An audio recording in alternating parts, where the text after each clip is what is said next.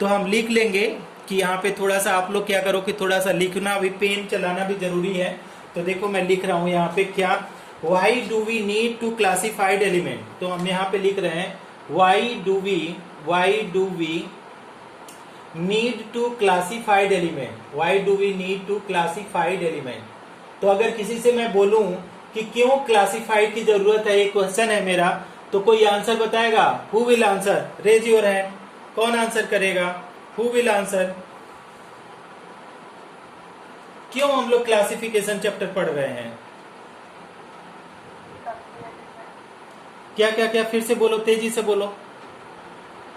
Elements का जो study है वो हाँ, easy हो जाएगा। Okay, very good very good. तो क्या हो गया? To make the study of element is easy, to make the study of elements easy. ठीक है। तो अगर हम लोग क्या करते हैं, किसी एलिमेंट का स्टडी इजी करना चाहते हैं, तो हम लोगों को क्या करना पड़ेगा? क्लासिफिकेशन ऑफ एलिमेंट क्या करना पड़ेगा? पढ़ना पड़ेगा। अच्छा ठीक है। अब एक चीज बताओ कि अगर हम एक एक स्टूडेंट को पढ़ाते तो या तो अभी जितने स्टूडेंट हैं, मान लो हमारे ग्रुप में कितने हैं, 26 स्टूडेंट हैं, तो अगर एक एक को पढ़ाते तो टाइम सेव होता कि 26 को एक साथ पढ़ा रहे हैं तो टाइम सेव हो रहा है? किस केस में? हाँ, तो सबको एक साथ पढ़ा रहे हैं। तो अब बताओ कि अगर क्लासिफाइड कर दिया एलिमेंट को ग्रुप में क्लासिफाइड कर दिया किसी एलिमेंट को, तो क्या हुआ कि अगर या तो मैं क्या करूंगा, लिथियम पढ़ा एक बार एक दिन में, फिर सोडियम पढ़ा, फिर पोटेशियम पढ़ा, फिर रुबिडियम पढ़ा, फिर सीजियम पढ़ा, फिर फ्रेंसियम पढ़ा, तो क्या हम एक एक एलिमेंट की स्टडी करें तब पढ़ाई आसानी होगी, क्या सारे एलिमेंट की स्टडी एक साथ कर लें तब पढ़ाई आसान होगी? कौन किसमें टाइम सेव होगा? हाँ हाँ, ओके।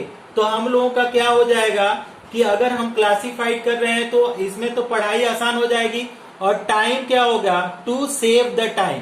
क्या हम लोग टाइम सेव कर सकते हैं? To save the time, to save the time of study of element, study of element. क्या ये बात समझ में आ रही है? क्या आपको समझ में आ रही है सबको? बोलो यस या नो। आ गई? कंफर्म? हाँ।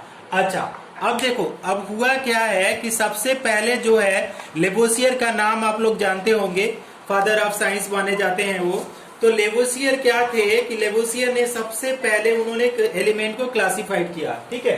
तो ये सिलेबस में नहीं है, बस आपको थोड़ा सा जानकारी के लिए हम बता देते हैं, उतना बहुत ज्यादा आपको डीपली नहीं जानना है उसमें। तो लेवोसियर करके जो थे आपका लेवोसियर, ठीक है, लेवोसियर, तो इन्होंने क्या बोला था? लेवोसियर जी ने बोला था कि एलिमेंट को कितने भागों में क्लासिफाइड किया गया है? 2 पार्ट में क्लासिफाइड किया गया है। जितने भी उस समय 18th सेंचुरी में जितने भी एलिमेंट थे, उन लोगों एलिमेंट के 2 पार्ट में उन्होंने क्लासिफाइड किया। पहला क्लासिफिकेशन था मेटल में कर दिया जितने भी, और दूसरा क्लासिफिकेशन कर दिया नॉन मेटल में। ठीक।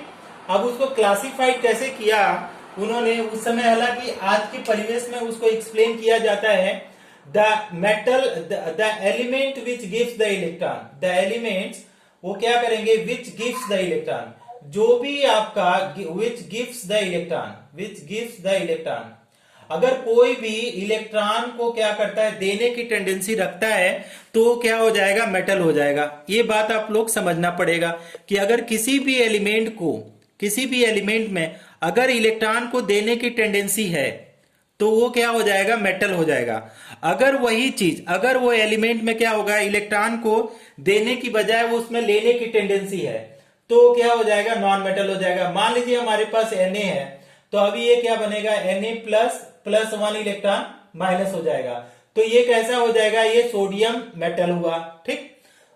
दूसरा चीज नॉन मेटल, द एलिमेंट क्या हो जाएगा? The elements which accept the electron pair, which accept the electron, जब एलिमेंट क्या करेगा, अगर इलेक्ट्रॉन को एक्सेप्ट करता है तो क्या हो जाएगा? Non metal. मान लो Cl है, एक इलेक्ट्रॉन लिया तो ये क्या हो जाएगा? Cl minus. तो किसका एग्जाम्पल हो गया? ये एग्जाम्पल हो गया नॉन मेटल का। बात समझ में आ रही है आप लोगों को? यस या नो? Yes sir. अच्छा, वेरी गुड वेरी गुड। तो अब हम लोगों को क्या हुआ? मेटल और नॉन मेटल, और मैं समझ में आ गया। एक और चीज हम समझा देना चाहते हैं, इस चैप्टर से हट करके है। मेटल का मतलब ये होता है, जैसे मेटल्स का मतलब उसके एंडिंग वर्ड होता है IUM। मेटल वही होते हैं जिसके अंतिम में क्या हो गया कि IUM खत्म होगा। मान लीजिए हमारे पास लिथियम हुआ, लिथियम, तो लिथियम के अंत में क्या है, IUM हुआ, तो मेटल हो गया। ठीक। दूसरा चीज मान लो आपने क्या किया, सोडियम लिखा, सोडियम के भी केस में क्या है, IUM है। अगर पोटेशियम लिखा, ठीक है, पोटेशियम, तो पोटेशियम के केस में देखो ये भी IUM है। अगर मान लीजिए हमने क्या किया कि सीजियम लिखा, सीजियम, तो यहां भी IUM। अगर आपने मैग्नीशियम लिखा, मैग्नीशियम, ठीक है, SIUM, मैग्नीशियम, कैल्शियम है ना, strontium, barium, radium, aluminium, okay, सारे में क्या है कि IUM से एंड होगा। तो जो भी IUM से एंड होगा तो वो क्या हो जाएगा, मेटल हो जाएगा। That is what is the first concept. हाँ बोलो। सर लेकिन फेरस में आईयूएम नहीं रहता। नहीं, फेरस का देखो ये है क्या ना, फेरस का एक्चुअली क्या है, फेरस जैसे है ना, फेरस, फेरस को बोलते हैं आयरन। अब आयरन क्या है, ये इंग्लिश नाम है, लेकिन अगर इसका जो ग्रीक वर्ड में पहले शुरू में जो नाम था, अभी तो चेंज कर दिया गया ये अकरेंस के हिसाब से, लेकिन पहले जो नाम था इसका फेरम नाम था, फेरम, ठीक है, फेरम, IUM था। जैसे अर्जेंटाइट था, ठीक है, अर्जेंटाइट था, तो उसका नाम था अर्जेंटम। मान लो एक आपका है गोल्ड, ठीक है, गोल्ड। अब गोल्ड को बोलते हैं, गोल्ड को जो भी बोला जाता है कि मान लो हमारे पास क्या है, AU है और आपका AG है, ठीक है। अब ये इसमें मान लो एक सिल्वर है आपका, एक गोल्ड है, तो एक हो जाता है क्या है, एक को AG को बोलते हैं अर्जेंटम, अर्जेंटम, अर्जेंटम, अर्जेंटम, तो यहां पे क्या हो गया, IUM, ठीक है। गोल्ड का बोलते हैं एरम, AU ना, आरम, AURUM, IUM, उसमें भी IUM ही आता है, सब में IUM। लेकिन ये होता क्या है कि ये जब आप लोग अगले साल पढ़ोगे कोऑर्डिनेशन कंपाउंड, है ना, 12 में कोऑर्डिनेशन कंपाउंड, तो वहां पे आपको क्लियर होगा कि वो हम लोग फेरस, आयरन, ये सब निकिल, कोबाल्ट, जिंक पढ़ रहे हैं, लेकिन उसका एक और भी नाम है ना। तो वहां पे 12th में आप लोगों को पढ़ना पड़ेगा कोऑर्डिनेशन कंपाउंड। समझ में आ गई बात? हाँ, अच्छा, तो एक स्क्रीनशॉट आप लोग लोगे क्या इसका, एक स्क्रीनशॉट आप लोग लोगे क्या?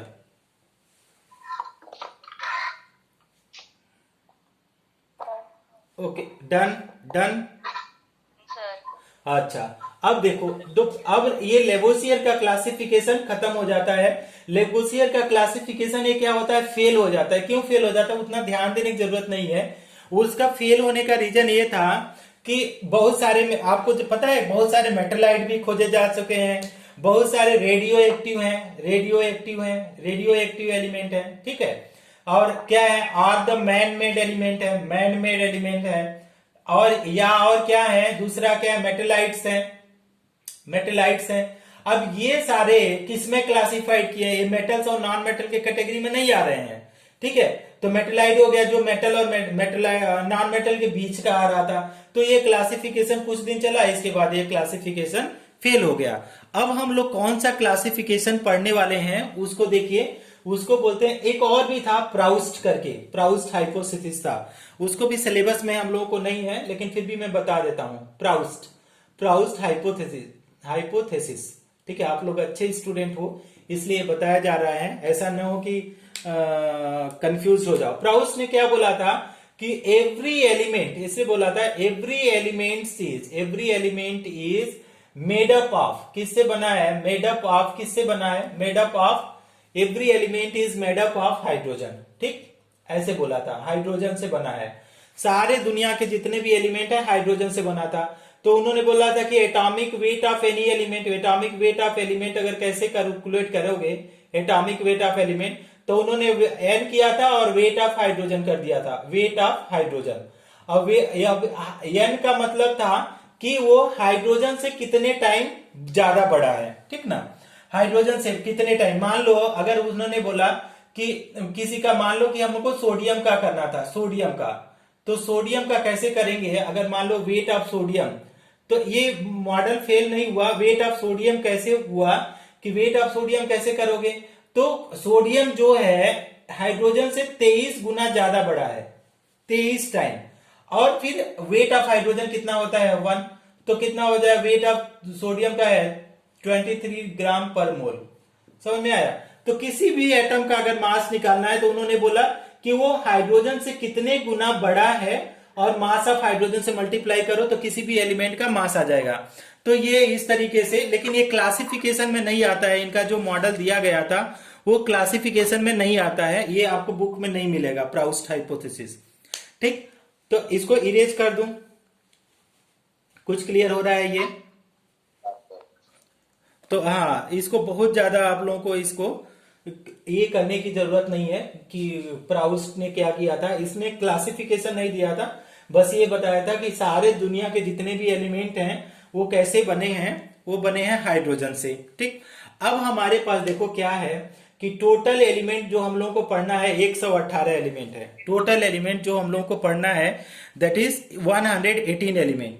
अब 118 एलिमेंट को हम लोग कैसे स्टडी करेंगे उसी को देखते हैं कि 180 एलिमेंट को दो पार्ट में हम लोग डिवाइड कर देते हैं। पहला है आफ्टर 92, आफ्टर, ठीक है, after atomic number 92। Atomic number क्या है 92, या एटॉमिक नंबर क्या मोर देन 92, और ऐसे भी लिख सकते हैं एटॉमिक नंबर, ऐसे भी इसको कर सकते हैं atomic number more than 92, more than 92। ठीक, अब इसको क्या बोलते हैं atomic number less than 92, atomic number less than 92, less than 92। अब देखो होता क्या है, मोर देन 92 को क्या बोलते हैं, इसको बोलते हैं transuranic species, transuranic elements, transuranic element. ये एक बार एग्जाम में पूछा भी गया है कि what are the transuranic element. तो जितने भी यूरेनियम के बाद के जितने भी होते हैं एलिमेंट वो सब किसमें आते हैं ट्रांस यूरानिक। अब इसी का दूसरा नाम होता है कि इसको बोलते हैं radio active element, radio active metals, इसको बोलिए रेडियो एक्टिव मेटल्स, या एक और नाम बोला जाता है they are also known as man made. इस सारे एलिमेंट को क्या बनाया जाता है कि इंसानों के द्वारा बनाया गया है। ठीक, ये सारे जो है up to 92 they are known as what natural element. Natural elements का मतलब ये होता है कि they found in the nature itself, they found in the nature itself, इनको बनाया नहीं जाता है, इन द नेचर इटसेल्फ। समझ में आई बात? याद रखेंगे ट्रांस यूरानिक का क्या मतलब हुआ। अच्छा एक सेकंड होल्ड रखो। हेलो या सर, टेकिंग क्लास सर हाँ sir, that is I call you so many times sir. okay sir, that is I think they packed out na luggage.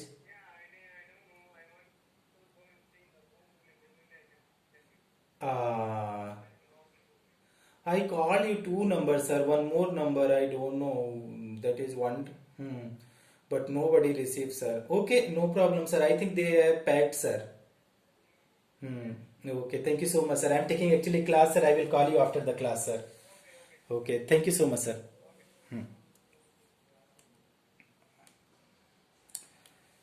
Students,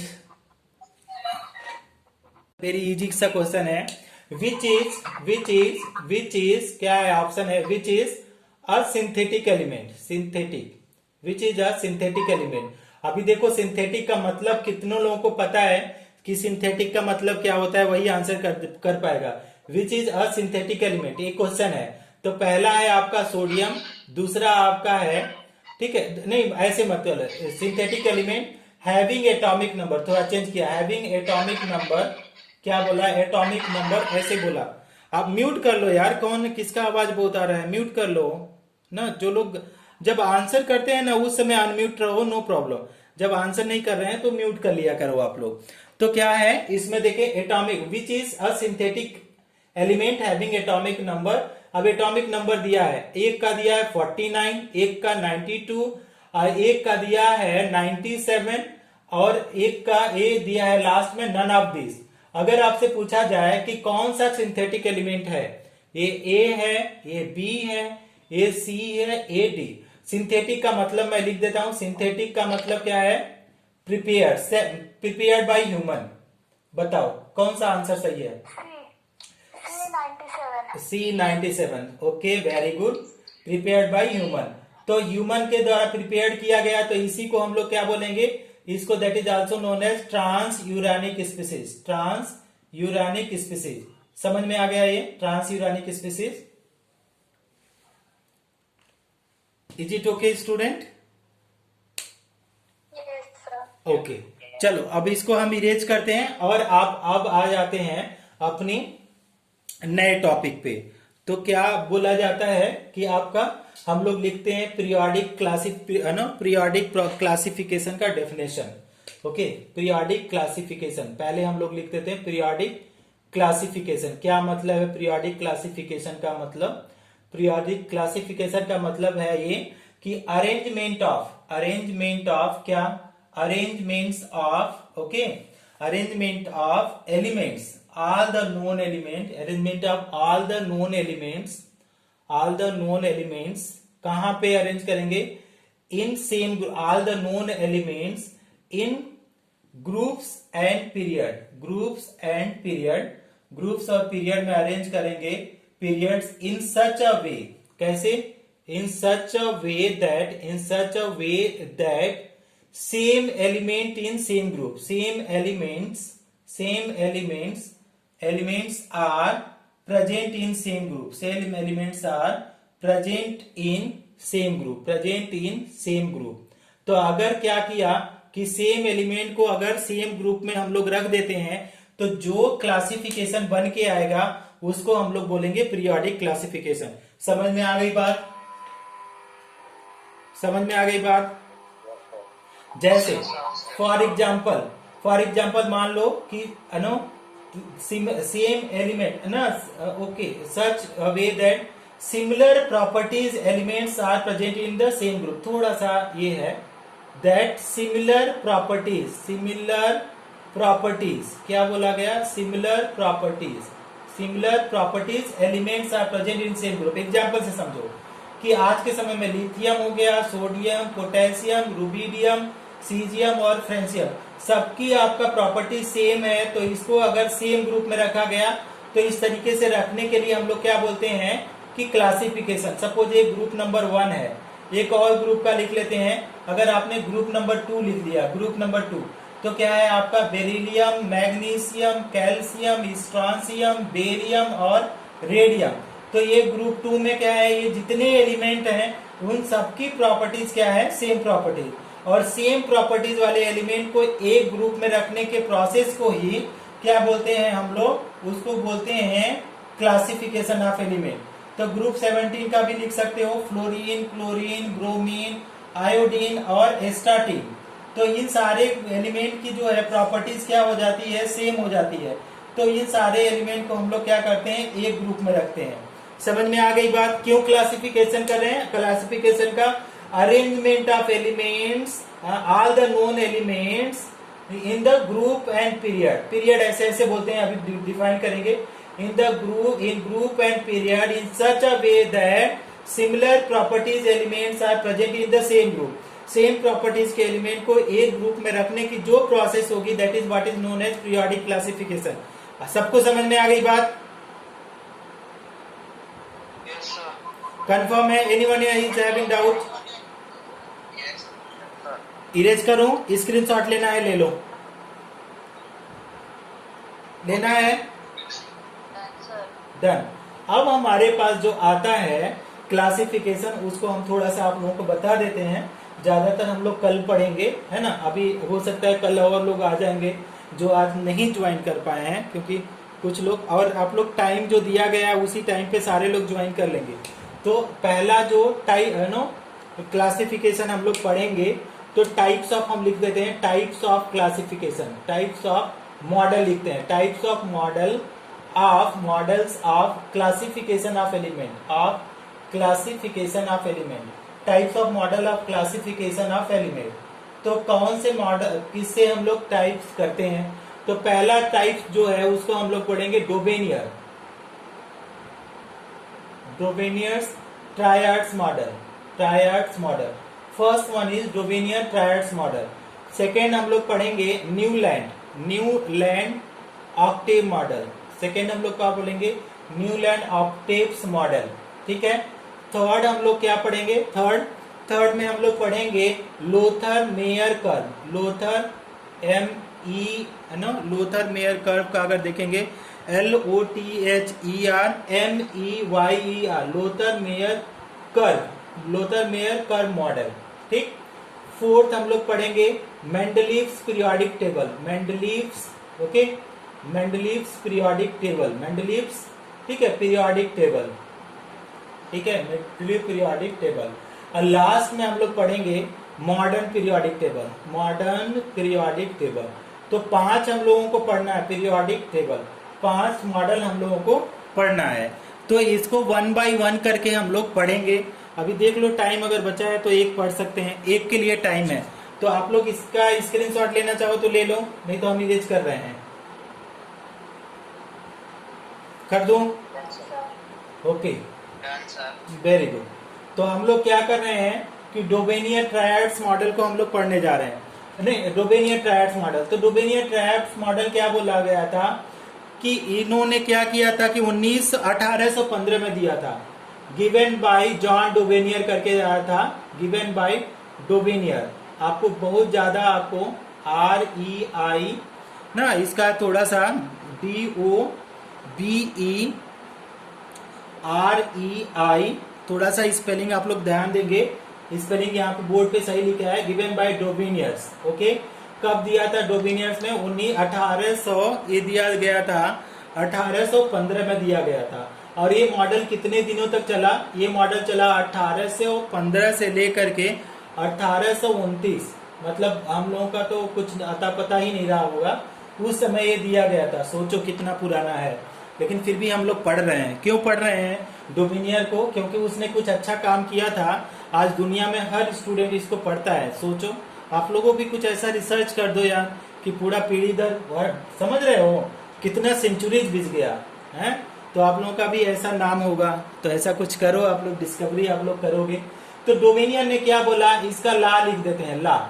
इन्होंने बोला था, आप लोग 10th वगैरह में पढ़े होंगे, according to this model A/C, मतलब अकॉर्डिंग टू दिस मॉडल। क्या बोलेंगे? According to this model the elements are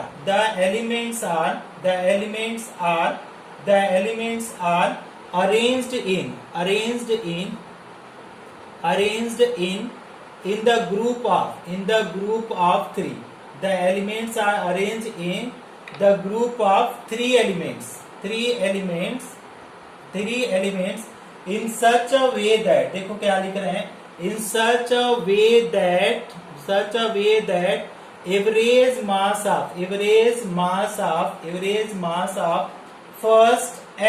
average mass of first and last मतलब third, first and third elements is equal to mass of किसका? mass of second element, ठीक है, mass of second elements। ये उसका law था। क्या था कि पहला तो ये था कि आपको 3 एलिमेंट को एक साथ रखा गया है, 3 एलिमेंट को ही एक साथ रखा गया है।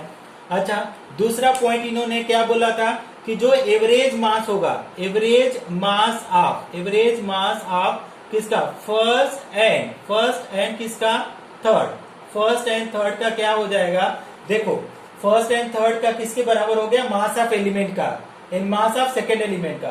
तो ये क्या हो जाएगा? मास ऑफ क्या हो जाएगा? फर्स्ट प्लस मास ऑफ क्या हो जाएगा? Mass of third by 2 equal to क्या? Mass of second element. This is atomic model. Okay, कुछ लोगों को समझ में आया होगा, कुछ लोगों को नहीं समझ में आया होगा। कितने लोगों को समझ में आया? फिर एग्जाम्पल हम लोग पढ़ाते हैं इसके ऊपर। किसी को समझ में आया?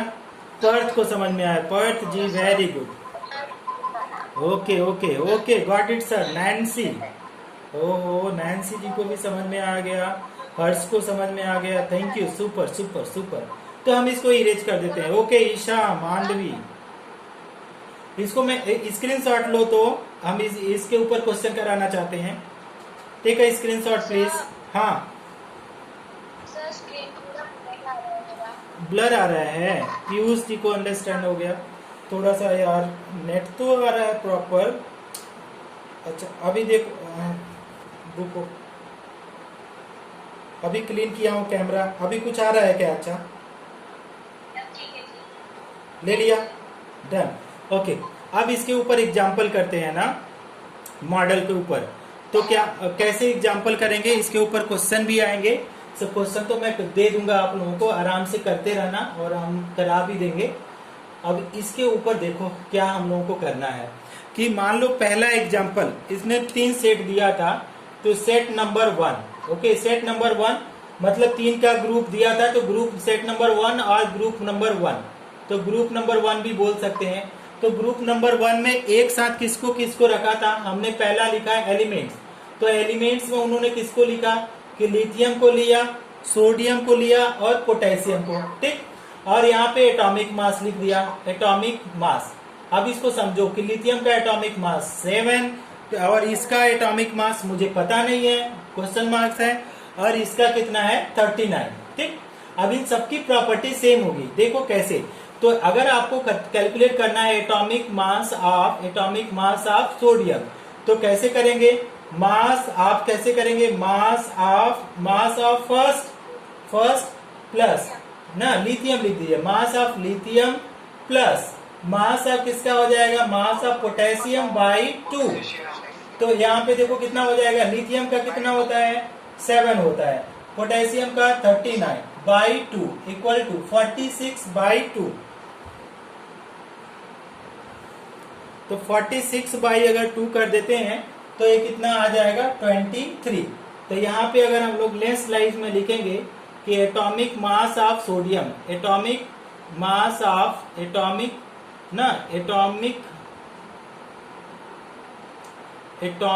मास, ठीक है, एटॉमिक मास ऑफ सोडियम, तो कैसे लिखेंगे? आपका कितना आ जाएगा 23। तो atomic mass of sodium is 23। समझ में आ गया सबको? ठीक है। अच्छा अब इसके 3 सेट थे, एक और सेट को यहाँ पे नीचे लिखते हैं। देखिए कौन सा, अब इन तीनों की प्रॉपर्टी सेम होगी, लिथियम सोडियम पोटेशियम की। अब दूसरा सेट उन्होंने जो दिया था, दूसरा सेट उसमें दिया था क्लोरीन ब्रोमीन आयोडीन का, ठीक। तो सेट नंबर 2 दिया था उन्होंने, सेट नंबर 2। तो सेट नंबर में 2 दिया था, तो हम लिख लेते हैं एलिमेंट। तो एलिमेंट में कौन सा एलिमेंट था कि क्लोरीन था, ब्रोमीन था और आयोडीन था। और दूसरा चीज एटॉमिक मास, ठीक है, एटॉमिक मास। तो एटॉमिक मास अगर आप देखना चाहें तो क्लोरीन का होता है 35.5 और ब्रोमीन का मुझे कैलकुलेट करना है और आयोडीन का 127। तो कैसे हम लोग कैलकुलेट कर सकते हैं? तो मास ऑफ बी आर अगर लिखेंगे, मास ऑफ बी आर, तो ये एवरेज मास के बराबर हो जाएगा। तो mass of CL plus mass of I divided by 2। तो मास ऑफ सीएल 35.5 है प्लस 127 बाई 2 करेंगे तो देखो कितना, जोड़ करके देखो कितना आ रहा है। अगर जोड़ के देखोगे तो 0.5, ठीक, इधर में देखना दिखाई दे रहा होगा 0.5 और 7 5 12 3 2 5 1 6 और आपका कितना 162 बाई 2। तो 2 8 16 2 एकम 2 2 दूना 4 81.2 और 81.2 किसके मास के बराबर होगा? एक ब्रोमीन के मास के बराबर होगा। इसका क्वेश्चन मार्क्स है। देयरफॉर मास ऑफ ब्रोमीन कितना होता है? मास ऑफ ब्रोमीन किसके मास के बराबर होता है? 80। ये अप्रॉक्स लिखते हैं, कितना अप्रॉक्स 80 अप्रॉक्स है, किसके अप्रॉक्स है? 81 के अप्रॉक्स है, 81 के। तो that is mass of bromine is 80। तो इस तरीके से क्वेश्चन आएगा इसमें। समझ में आ गया? किसी को कोई प्रॉब्लम?